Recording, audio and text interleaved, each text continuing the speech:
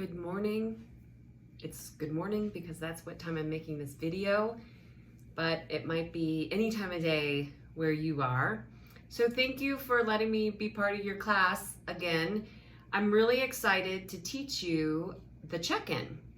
The check-in is something that I created 8 years ago when I wanted to teach students, high school students at the time, mindfulness. I had been learning it in my own life, and I wanted to give them the skills that I was learning. When I teach, especially when you teach something that's mindfulness is like a practice. It's something you practice. Mindfulness is an ability that we all have. We all have an ability that we're born with to notice what it's like to be exactly who we are, to notice our experience of life, to notice our physical environment through our senses, our eyes, our ears, our taste, touch, smell, to notice how we interact with our environment, how we relate to others, how others relate to us, whether that's animals or plants or other things in nature. We have an ability to notice our body, notice tightness, notice comfort, notice discomfort, notice our muscles, notice the rhythm of our heart. We have the ability to notice this inside world, our feelings, impulses, thoughts, and sensations. We are born with an ability to notice what it's like to be exactly who we are. The practice of mindfulness or self-awareness helps us be that noticer, so we can be the scientist of our own life. When we notice, we can use our ability to tune into our own rhythm, use breath to slow down or to activate. We can start to recognize our power of choice, our will to have an opinion, to have a voice, and we can start to notice this ability of our own humanness, our own strengths, our own talents, our own abilities. And when we do that, we just naturally know that other people have the same thing. It makes it so much easier to share this space, to share humanity, to want things for myself, but want that same thing for someone else. So this space, this mindfulness, is like a center. There's a video I made that I'll probably put a snap of it on here,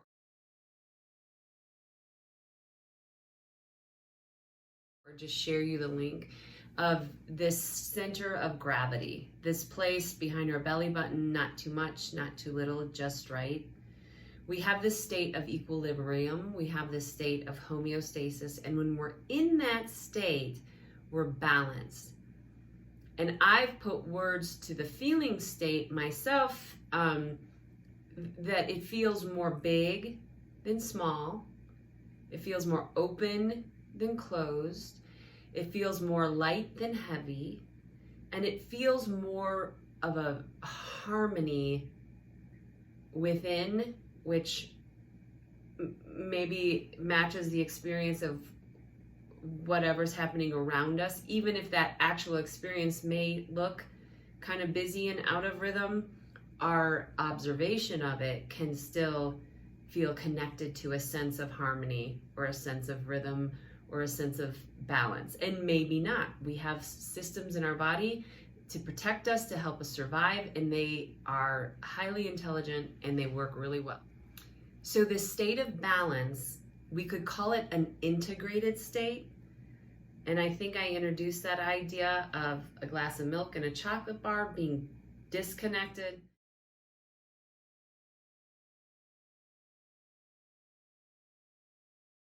A glass of milk with the chocolate powder that's not totally mixed in, as kind of being somewhat present and somewhat disconnected in our thoughts and stories, and then a fully integrated state, like the chocolate milk you buy at a store. So there's lots of ways of explaining this integrated state, and it's not so much about me giving you information.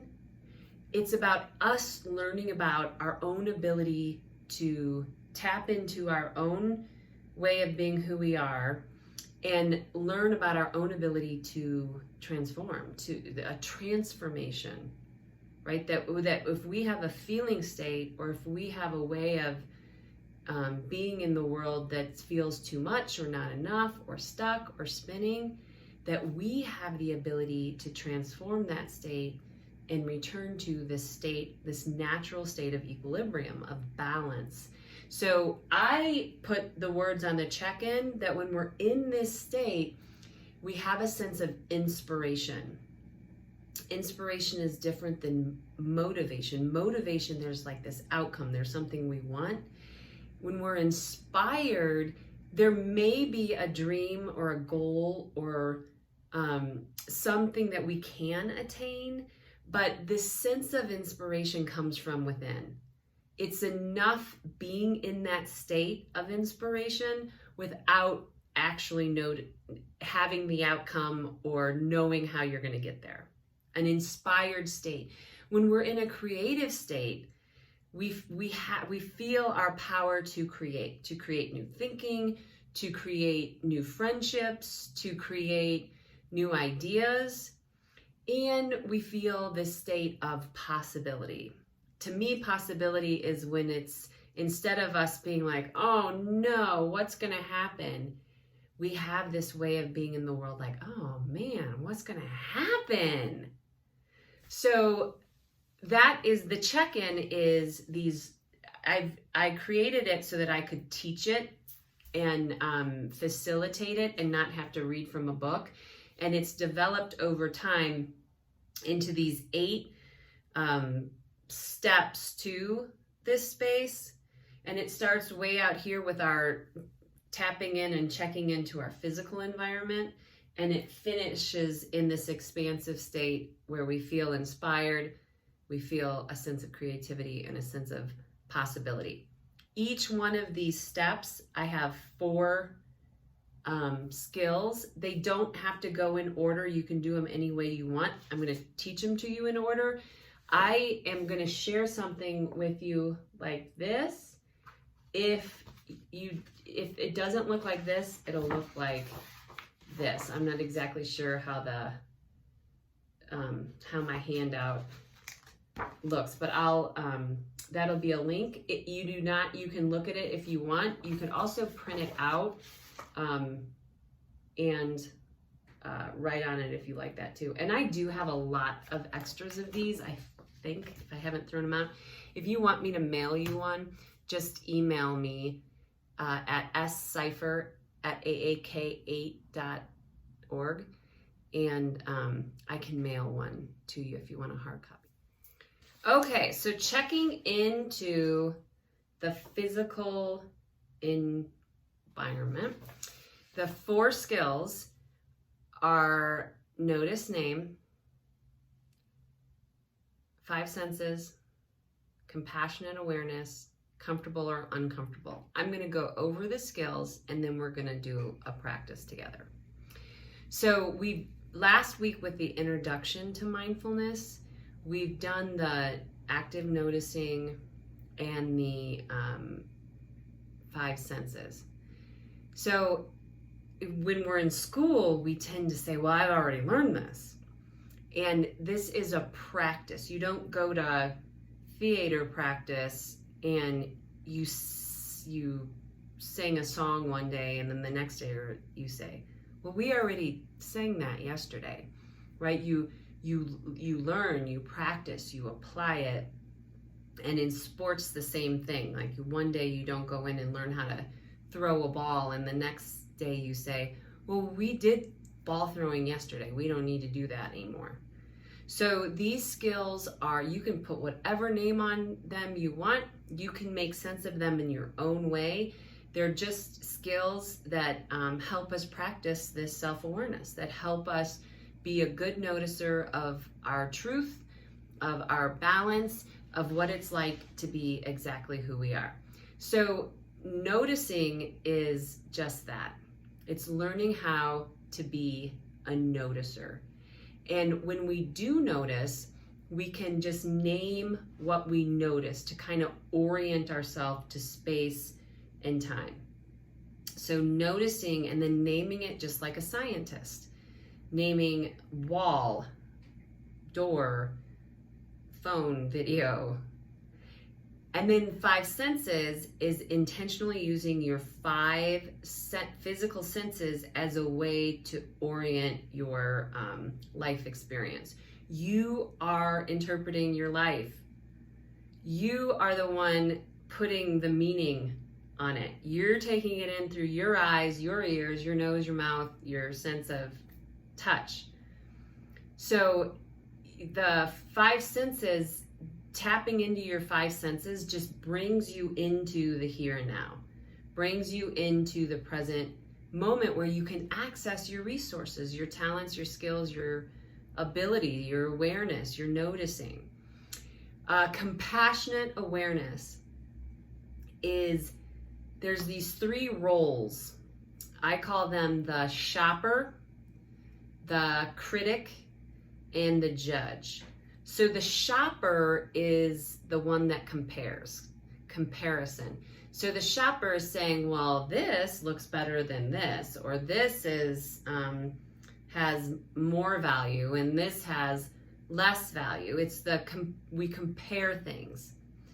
So the shopper is the comparison. The judge is what you can imagine. There's a right way and there's a wrong way. And then the critic is the one who always wants to say why what you did wasn't good enough.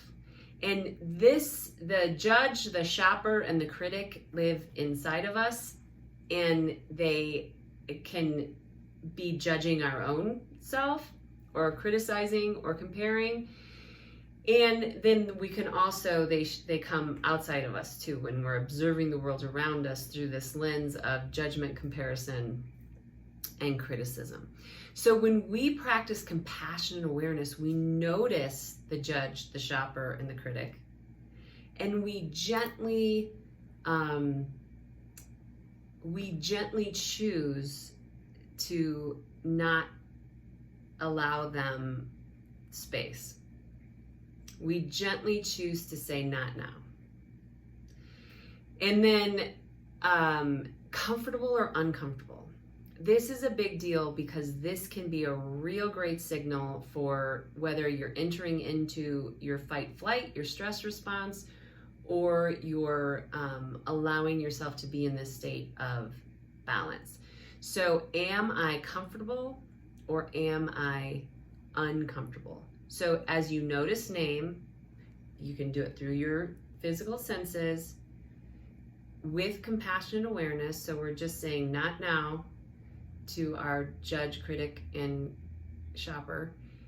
And then just noticing like a scientist, just naming it, whether we feel comfortable or uncomfortable. Okay, so let's practice. I'm gonna guide you, and it might be more comfortable for you to lay down, to close your eyes, to have your own experience. You can just listen, or you can watch right now if you're not really in the mood, and then you know what it's like, and maybe you'll be in the mood another time. So just notice what it's like to be exactly who you are. Notice what it's like if you're sitting, if you're laying down. See if you can notice breath in your body coming in through your nose, feeling it as it comes in to your heart space, into your lungs. Just noticing the experience of being exactly who you are without there needing to be a right way or a wrong way, without there needing to be anything to compare it to, and without there being anything to criticize. Just notice, and then see if you can name what you notice. Too much, not enough, just right. And we can bring our awareness to our senses. Noticing what we see through our eyes. Maybe it's a color. And just name what you notice. As a scientist, as a curious observer, noticing where you are in time and space, name what you notice. Sounds, too much, not enough, loud, quiet, in rhythm, out of rhythm. Noticing sounds, just name what you notice. Touch, texture, too much, not enough, hard, soft, smooth, rigid. Just notice texture, notice touch. Name what you notice. Is it comfortable or uncomfortable? Smells. Smells, you can also use your imagination to bring in a smell that's comfortable, soothing. Taste. Noticing your mouth, noticing your imagination, noticing tastes that make you feel ugh, and tastes that are like, ooh. Just noticing, and name what you notice. Noticing what it's like to be exactly who you are. Being curious about your experience in the physical environment, what you can see, hear, smell, taste, touch. Seeing if you can be in that experience without there needing to be anything to compare it to, anything to criticize, or any specific right and wrong way of being. And then just notice. Too much, not enough, stuck, spinning, comfortable or uncomfortable. And notice in your body where it feels just right. Not too much, not too little, just right. Comfortable, open, free. And wherever that space is, whether it's in your jaw, whether it's in your mind space, your heart space, your belly space, your skin, your muscles, maybe it's in your toes, just notice that space and notice what it's like to feel expansive, to feel open. And just say to yourself, now this is me. Thanks for letting me be part of your class, and I'm excited to do checking in next week to our social environment. Please feel free to email me. One of you did, thank you, last week, and I will create a video next week, and one day we'll meet virtually.